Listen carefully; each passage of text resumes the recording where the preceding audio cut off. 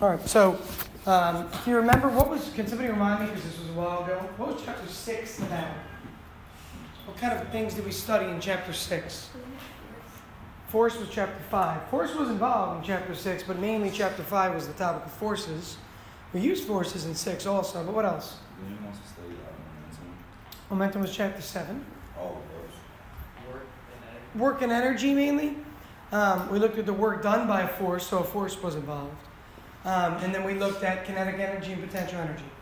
So power is the concept that if you do work at a faster rate, you're generating more power. So just think about the quick example.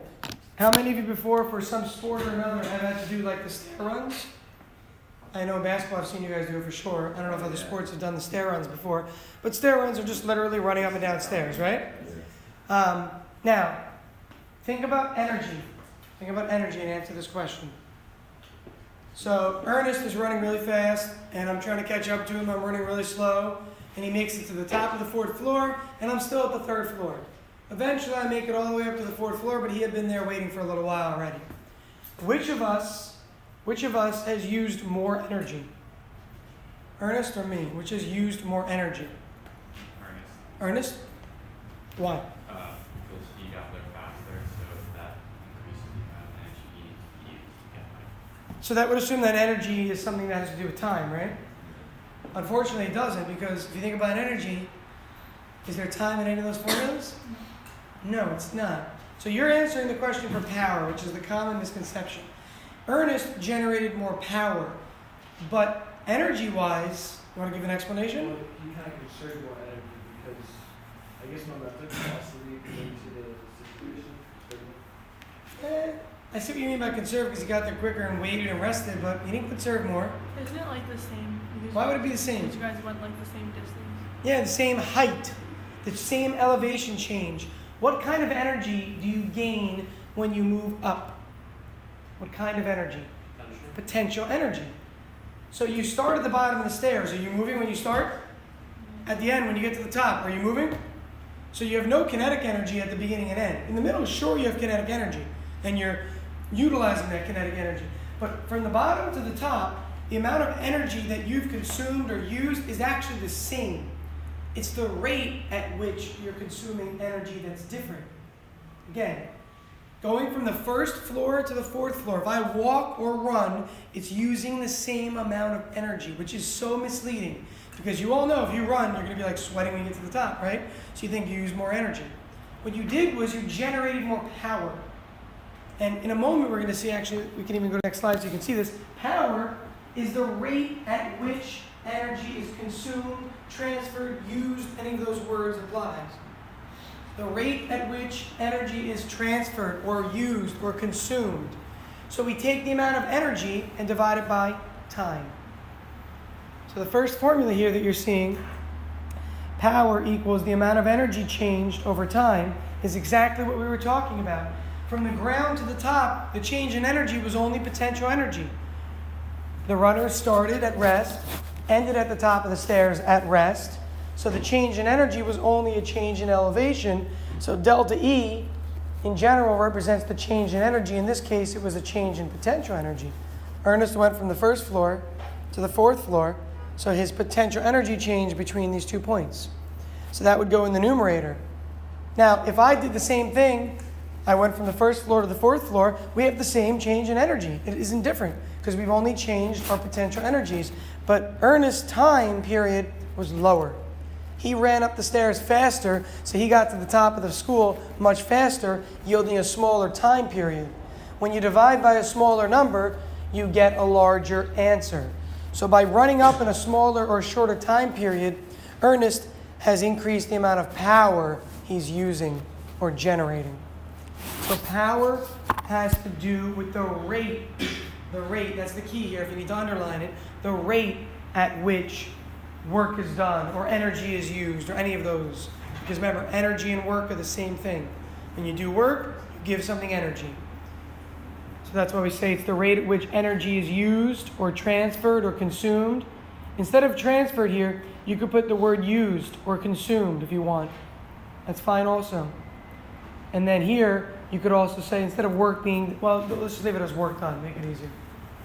Now, if you recall from, well, actually, you might not have learned this in middle school. I remember in middle school, we learned like very basic stuff about electrical systems or like circuits or basic things about those terms. Have you heard the term watt before? Besides JJ Watt? Any other watt? Because I see a lot of yeses. I want to make sure we know different watt. What does the term watt come from?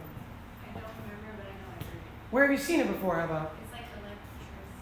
It has to do with electricity for sure. Isn't it like when it's like a light bulb, it says like 40 watts or 20 watts or something? Exactly. It's a rating on a light bulb. Very good. It's on a light bulb. It says what kind of a wattage the bulb has. The wattage is really, the term is not really right, but the watt reading has to do with how much power that bulb consumes. How many of you have used, maybe at home, the new fluorescent bulbs that have like that weird shape to them? And it'll say on the package, it'll say, only uses 10 watts, but works at the same level as a 40-watt light bulb, a traditional incandescent 40 watt. The new bulbs use only 10 watts, but they give off as much light as a 40-watt traditional bulb. So you're using 1/4 of the power to generate energy in that bulb, which is why when you go to the store, doesn't it cost a lot more to get those new bulbs? If you've ever seen, the incandescent bulbs are cheap. Those are like 50 cents each. They're very cheap, the ones that can break very easily, right? The bulbs that are like this now with argon gas inside of them, those bulbs are like $3-4 each. But over time, what happens? You save money because it uses less electricity. So those small bulbs, although they cost more initially, right? If you think about a y-axis, if you think about a graph, it's got a higher y-intercept, but the rate at which energy uses is very low. Whereas the incandescent are very cheaper, so to start, it starts as a low initial value, but it uses a lot more energy. So over time, it becomes cheaper to use the more expensive one if you have it for a long enough time period. So wattage has to do with the amount of power provided. A watt is defined as a joule per second. Remember, energy is measured in joules, time is measured in seconds, so we've got joules over seconds. I saw a hand pop up at some point, but I kept talking. No? Whose was it? Want to ask the question? Okay.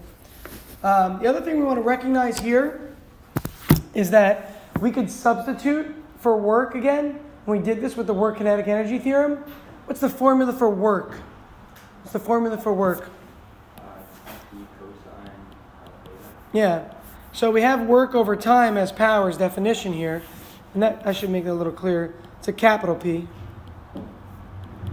Okay, power equals work over time, but work is FD cosine theta.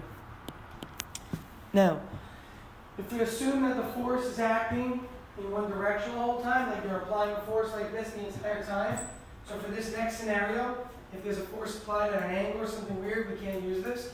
But assume there's a constant force applied in the same direction, we could say that theta is 0 and it's not changing.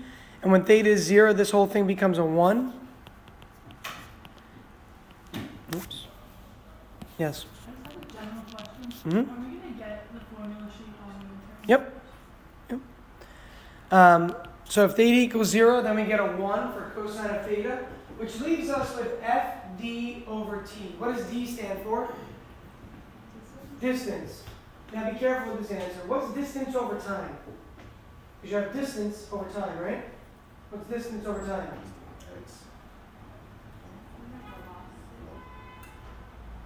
That's why I said be careful. That's the common one that people think. It's not velocity. What's distance over time? Velocity is displacement over time. Yeah, very good. It's speed. So we can replace d over t with the word speed, or the variable s. So this becomes force times speed. Sometimes I write the whole word out because we don't usually use the variable s for speed. And we did it earlier in the year real quick, but later on s becomes arc length. It's a little different. So if you want to calculate the power generated by something and you don't know anything about energy and time, but you know how much force you're applying and you know the speed that it's moving at, you can multiply these two quantities together. Now, please recognize that in this case, these have to be constants. They can't be changing. The speed cannot change.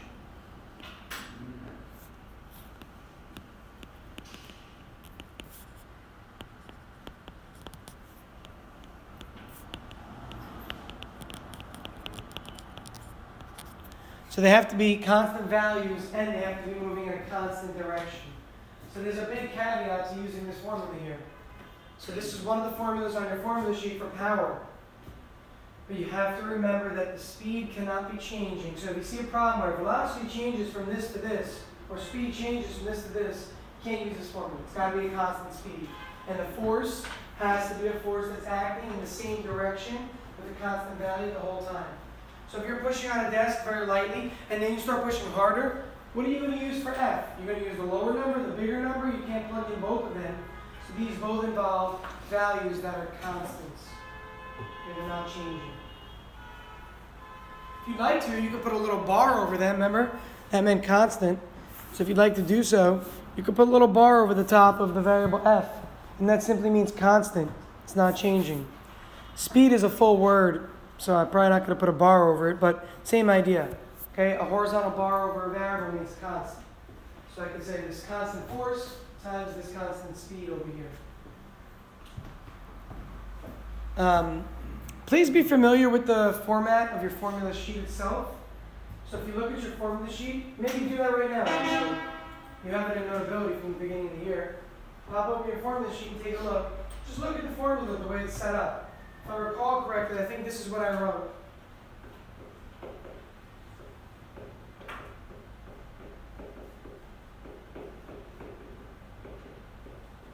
I think this is how I wrote it, to show you that power could be any of these three things. So, is that what I wrote? I put what? Velocity instead of speed. I put velocity on it?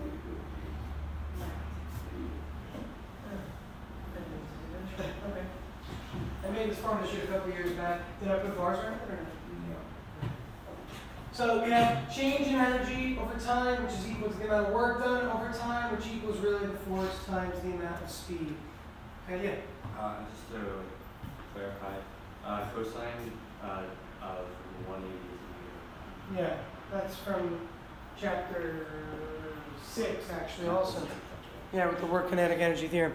But you're not going to have to worry about angles for section 6.4 here because, again, the work done or the change in energy, those have nothing to do with angles. And then this last formula here, we got rid of the angle part there by making the assumption that these move in constant directions.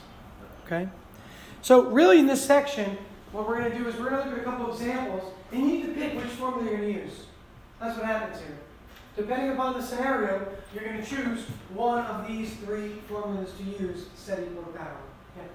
They're all the same. They're all the same, yeah, but depending upon the scenario. So if you're given the amount of work done, you'd use P equals W over T. If I tell you that there's a change in kinetic energy, you could say, okay, well, KEF minus KEI goes in here because there's a change in energy.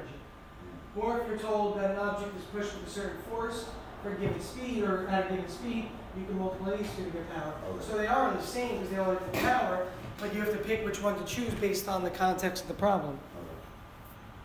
So it's all about the context, right? So look at the first one so you can see this. 2 horses pull on a cart. Each exerts a force of 250 newtons at a speed of 2 meters per second for 10 minutes. Calculate the power delivered by the horses and then how much work is done by the 2 horses. So we need the power first. But before we go ahead and figure out what the power is, let's list what we know. What are the givens right off the bat? Use your units still. Remember I keep talking about this? Look at the units that are listed next to the numbers. George, what do you got? F equals 250 newtons. How many horses, George? How many horses we're pulling? 2. So I'm going to double that. And just write times 2 there because we have 2 horses both pulling. Minus each. Okay, so 250 is the force for each, correct? And let's double that because there's 2 of them and they're both pulling on the same wagon or cart. It's like the Oregon Trail. Any guys ever play that still, or is that way beyond your age? Yeah, the Oregon Trail was a game. It's like an old school computer game. You used to die of like dysentery and all these ridiculous diseases. You'd have to get your family across the Oregon Trail. That was the whole goal of the game. It was on original Macs that were like, you put a floppy disk, a real floppy disk in the machine. I played it in like 7th grade. It's like the Oregon Trail, right? 2 horses are pulling on a cart with a certain force, with a certain speed. Did you ever play the zombie one? Oh, yeah. Oregon Trail with zombies? Well, it's Oregon Trail. It's like you try to get around the country like a zombie outbreak in a station wagon. I've never seen that. That's like the new version of the original Oregon Trail.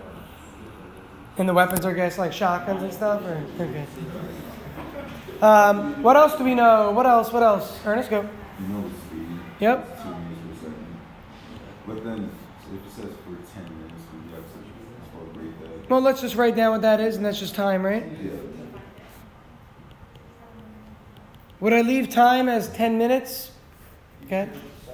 So multiply by 60 seconds per 1 minute. Oh, look at that. Remember, I wasn't joking the other day. You're going to do dimensional analysis. This is how it will come up in the middle of a problem. So the unit was given as 10 minutes, but you need time in seconds. So multiply by 60 seconds over a minute. Cancel, cancel. This is simply 600 seconds. And obviously, a lot of you are probably just doing it in your head. 10 times 60 is 600, so you don't need to show the units as much. But you need to know how to convert, whether it's doing it that way or showing cancellation, or just go ahead and realizing there's 60 seconds in a minute. I got 10 minutes, 600 seconds. So I have a time period, a speed, and a force. And I want power. And if I remember power, there are 3 formulas. Here's formula 1. Here's formula 2. Bless you. And here's formula 3. We got 3 choices.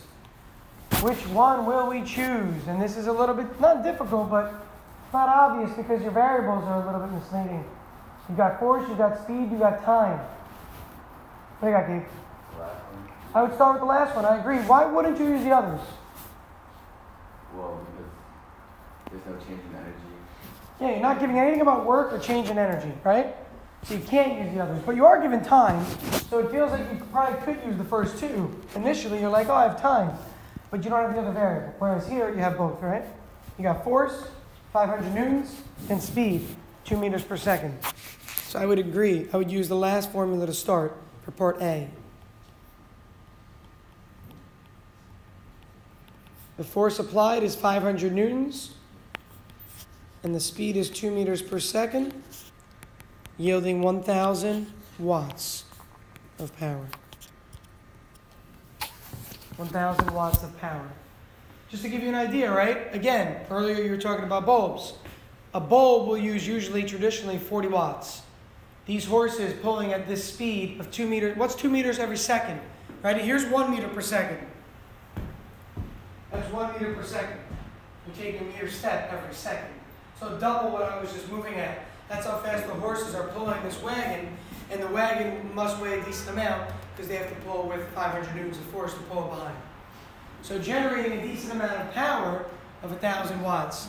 So horses pulling, and this is how, you think about a generator, right? A generator is something that you have to turn to create energy. So you used to, if your power went out, what would you do? Anybody know? Back in like the 60s? How did you start your generator if the power went out in your house? Did you have to turn the crank? Yeah, the old ones, you would literally sit there and turn a crank. What are you doing? You're generating power by applying a force over a given speed. It happened to be rotational, so it's a little different mathematically, but it's the exact same idea here. Horses pulling on something could actually turn something. That's why you have horsepower. Have you ever heard of the term horsepower in cars? Horsepower and watts are just both different units of power. You can look up how many horsepower in a watt, or how many watts are in a horsepower. And horsepower was used because you used to use horses to pull coal and different objects up like mine shafts. So the amount of weight it would pull in a given time period was 1 horsepower.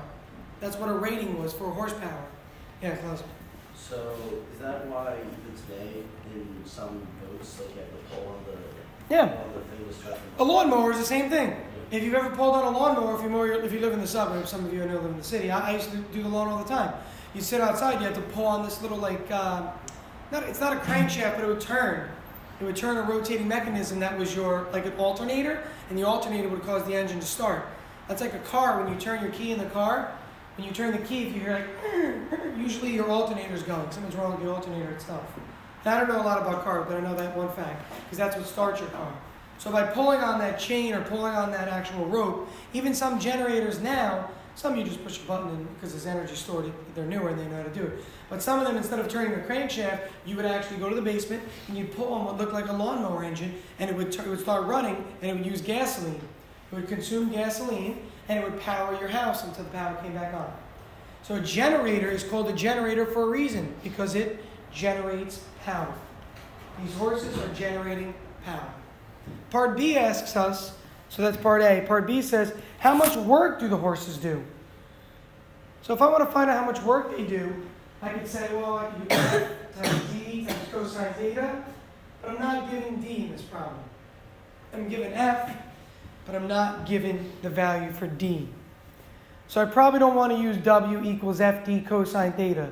So what do you recommend I do for part B? You can use the power formula, but instead switch the P to W. Yeah, so use this formula right here and go ahead and figure out how to solve for W. I would use this formula right here because we have power. Part A, we got power is 1,000. The time is 600 seconds. So 1,000 goes here for power. 600 seconds goes here, and you could solve for the work done. So we're using all different formulas, and we're using 2 of them in this problem, it turns out. We use this one in part A, and then we get our answer for power from part A, plug that in here, and use this formula for part B.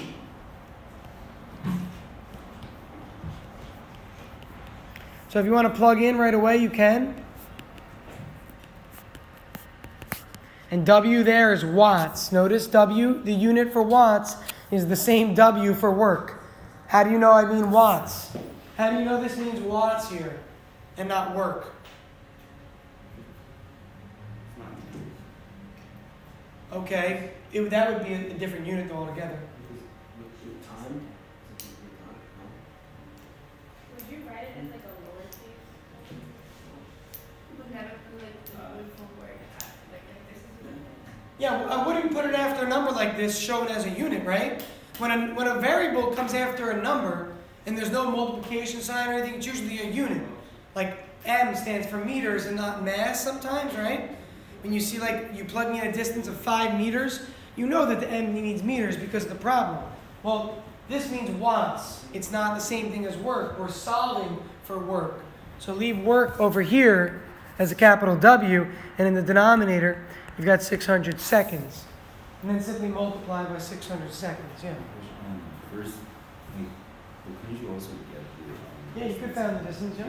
Yep. Oh, Because you know the speed and you know the time, you could have found the distance and then use that, but that's an extra step. That's the only reason I wouldn't go that way.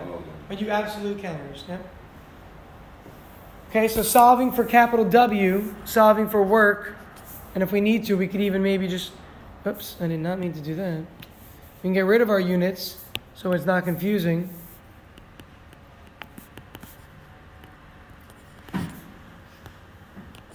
Okay, maybe that'll make it less confusing. Get rid of the units of watts and seconds because those are standard units, and multiply by 600 to get rid of it. Please remember here, you're solving for W. It's already in the numerator. You don't need to move W anywhere. Just move time. Okay, multiply both sides by 600 or by time. So 600 times 1,000 must be 600,000. Units? Joules. So usually we use kilojoules if it's that large. Okay? Usually it's written as kilojoules when your number gets so large. You can even write it as 6 times 10 to the 10 to the 5 joules, or 6 times 10 to the 2 kilojoules. Either way works. You could put this into scientific notation in either case. So what I want you to get from this section, and we're going to see a little bit more in the next few examples, is that you have a choice of formulas for power. And that's the biggest part. You have to choose wisely here for these. How much power is needed to lift an elevator with a mass of 500 kilograms if it travels at a constant rate over a vertical distance of 100 meters in 15 seconds? So the problem we started the day with is the exact same thing as this. Running up the stairs. You start at ground level, you get to a new height. Well, that's what's happening right here also. You start at ground level and you move a vertical distance of 100 meters. So what do you think is happening here? Which formula would I use? Which of these formulas should I use?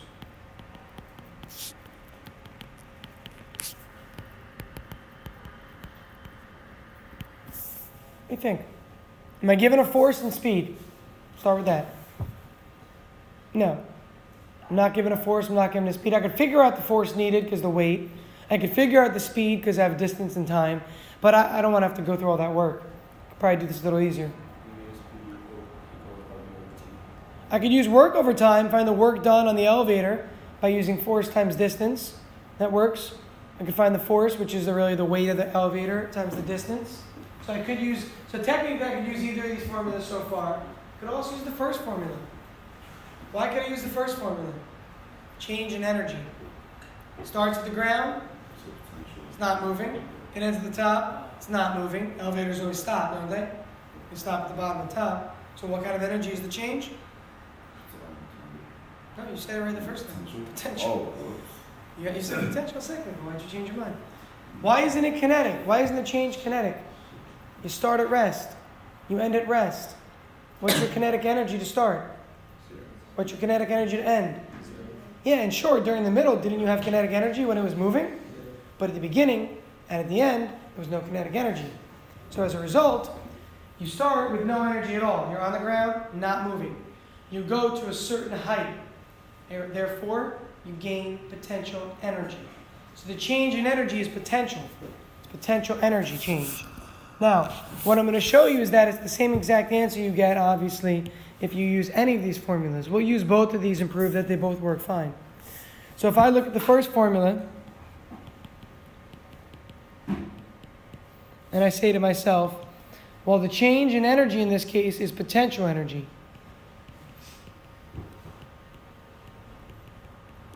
So I start with that. Remember, the change in energy can be whatever energy is changing. If kinetic energy is changing, it becomes KEF minus KEI. If potential energy is changing, PEF minus PEI. We're not going to have a change in elastic energy here. Okay, so we'll have a change in those either potential or kinetic only. If I start at the ground, what is my initial potential energy? Initial potential energy. What do you got? What do you got? Everybody really should be answering. Start at the ground. It's just zero. If you're literally on the ground, you have no potential energy. So PEI turns out to be zero in this case. Because you started on the ground. If that didn't click to you, you should be writing a little note with an asterisk. Set equal to zero because you started at ground level. Right? I'm hoping through the year we're getting better at note-taking skills because I'm not writing down starts at the ground level because I know that. So I'm instructing and trying to teach you guys a lot of this because when I ask that question and I only see two hands, it triggers in my mind that a lot of people didn't pick up on that right away. So I'm hoping to see people writing that down right away. Hey, this object started at the ground because it has zero potential energy because it started at the ground. So as a result, all I have to do is figure out the power on this object is the final potential energy, mgyf, over time. Remember, I don't have to put minus 0 in the numerator, because minus 0 doesn't affect the number. Take away 0 from anything, it's the same number. So the potential energy F gets replaced with mgy. I'm putting a yf for the final height. The final height. Now, before we go on to calculate the answer, because believe it or not, I think if you notice, you already have all the information. All the givens are there. Before we actually calculate the answer, let me show you the same approach with the second formula. And Matei, I think you chose this to start. And this absolutely does work. Okay, this does work. The formula for work is FD cosine theta.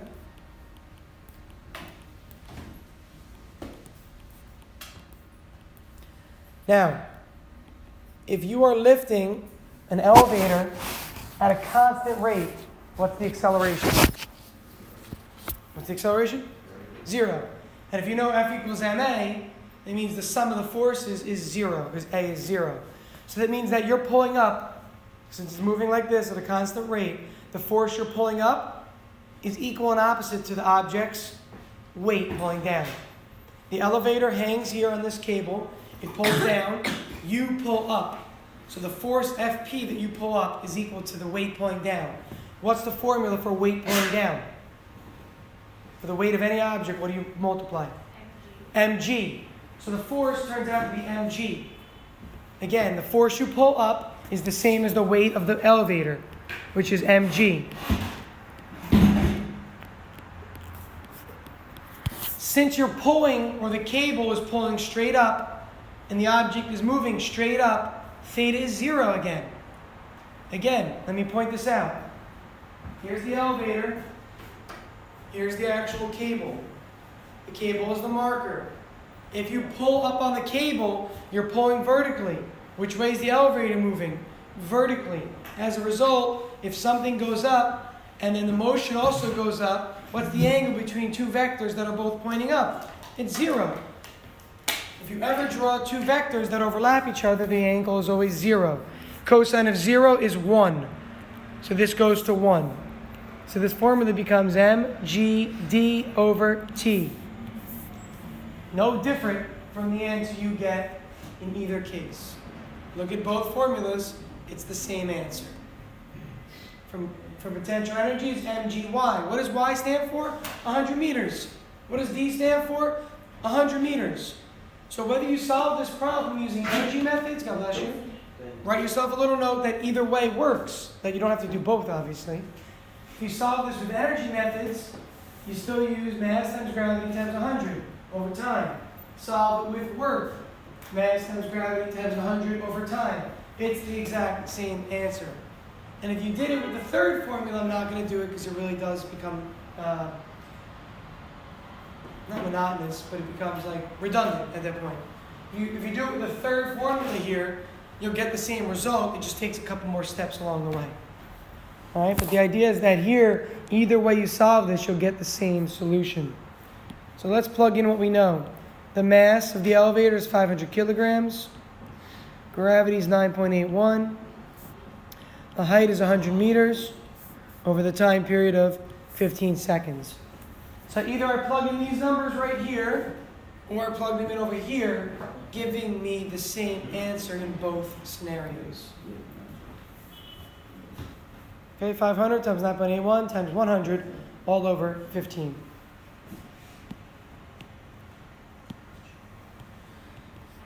I'm curious what that number is because I want to think about watts for a second and elevators. What do you get, Ernest? Can somebody do me a favor and just Google this real quick? Just Google 32,700 watts to horsepower. To horsepower. Just put watts, 32,700 watts, the word to, and then just write HP for horsepower. Is horsepower trying to move earlier or by this? I mean, I know it's not a horse. Well, no, horsepower is a physical value rating based on horse strength. That was actually from a long time ago. But there's an equivalent horsepower to wattage ratio. So there's a conversion factor. What do you got? 43.85. So that would take 43 horses to lift an elevator 100 meters. 100 meters is approximately over 300 feet. So you're talking, say, 15 feet per story. You're looking at 20 floors. So to lift an elevator 20 floors, you would need the power from 43 horses. So would elevators have existed before electricity? Obviously not. But keep in mind, how did they used to lift coal? Coal came up a mine shaft. It was an elevator, wasn't it? But the difference was this. They would load the coal, not too much mass, and the horses would walk very slow. Because they walked very slow, they didn't have to generate as much power, so they could only use a couple horses, and as a result have enough power to lift the coal out of the actual mine shaft. So yeah, a long time ago, horses were your elevators. But nowadays, because the elevator weighs alone 500 kilograms, about 1,200 pounds, no, 1,400? No, 1,100 pounds. About 1,100 pounds, as a result, no, did I say? Yeah, 1,200 pounds would be, sorry. As a result, it would be a very large amount of power, so it would require more horses. Let's take a look at one last problem so you can see a little bit of a different problem here. A car with a mass given accelerates from a given velocity to a new velocity in 15 seconds. What's the average power delivered? It's very tempting to go right to your force times speed formula. Why can't I use the formula that says power equals force times speed? Brian? Because the speed is not constant. Correct.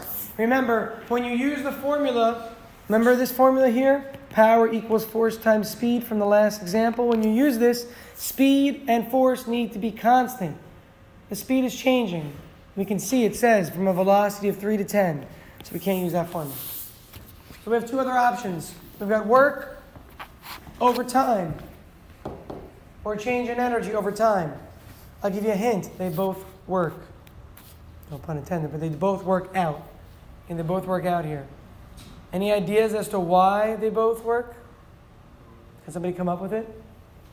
Are you changing height? So no potential energy change. What are you changing? Changing the energy because it starts at stop and then it moves.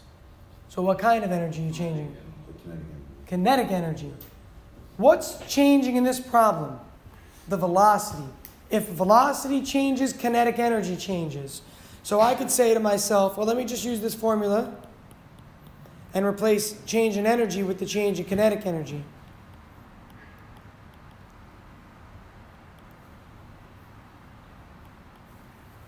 That's what I can start this problem with.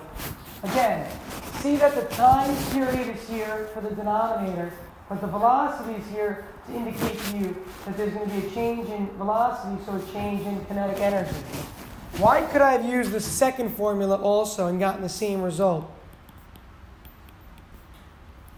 Yeah, sure, work equals FD cosine theta, but work also equals the change in kinetic energy.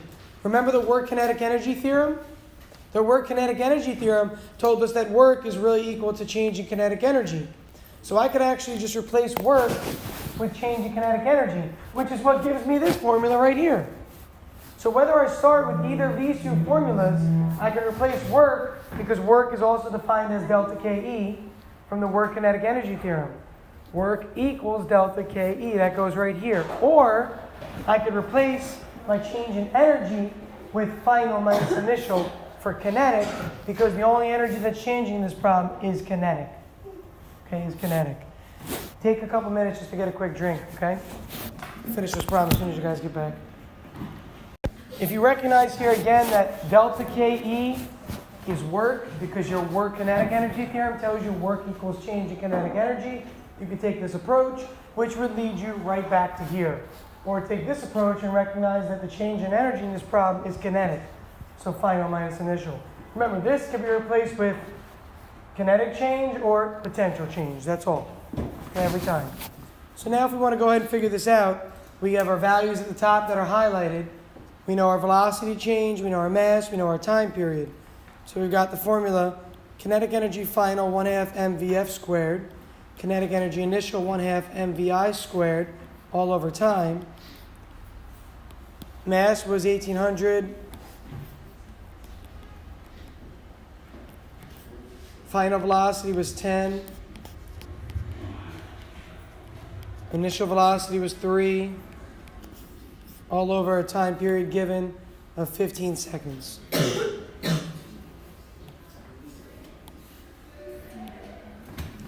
Okay, so again, if you'd like to, and I've talked about this before, feel free to take out the 1/2 m. It's not going to drop off, but you can factor it out front because it's in both terms. Instead of having to do the calculation twice, you just do 1/2 m in front, and then you do vf squared minus vi squared, multiply by that. So you could always take that out if you'd like to. You don't have to though. Okay, the value you end up getting here, just because I'm going to press on at this point, you end up getting a value in this case of around 5.6 kilowatts. So I think it was, 5,640 watts. Okay, around 5.6 kilowatts. Traditionally, you're going to see, if you ever look, and we'll do this in the second semester actually. In the second semester, we're going to get to power, but as far as electrical power is concerned, this here is mechanical power. When we get to electrical power, I'm going to talk about how your electric company charges you, and I'm going to have you guys bring in your power bill if you can and stuff, and we'll talk about what are called kilowatt hours. So kilowatt, although watt is your base unit, a lot of the time power you'll see measured in kilowatt, and you'll see energy measured in what are called kilowatt hours. It's another measurement of like joules, okay, kilowatt hours. But for now, 5.6 kilowatts. You don't need to do the homework in this section if you don't want to, but you want to practice for the midterm. Okay, there's a couple problems there to practice from. You could also look at the midterm review guide. See those practice problems as well. Use those, yeah. Yep.